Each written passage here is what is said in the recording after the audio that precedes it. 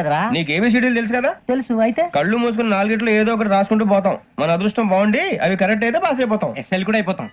వారిని ఏబిసిడీలు వస్తే ఎస్ఐలు అయిపోతాం అని తెలిస్తే నాన్న కష్టాలు పడి డిగ్రీలు చేసేవాళ్ళం కాదు కదరా. రెడీ, స్టార్ట్ చేద్దాం.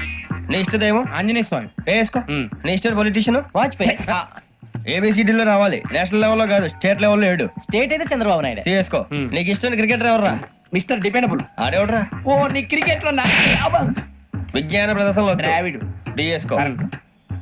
వేసావా? నీకు ఇష్టమైన నటుడు? బాలకృష్ణ. సమర్సింహారెడ్డిలో డీటెయిల్స్ వద్దు, బిఎస్కో.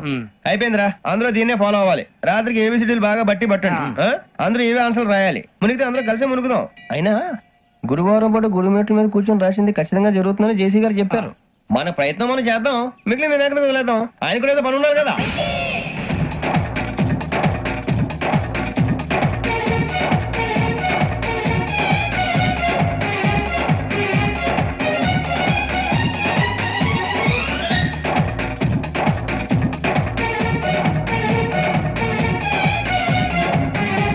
ఏమిటి అప్పుడే వెళ్ళిపోతున్నారు? మేము దేవుడిని నమ్ముకున్నాం, అందుకే ఫాస్ట్. వాళ్ళని నమ్ముకున్నారు, అందుకే లేట్. అర్థం కాల.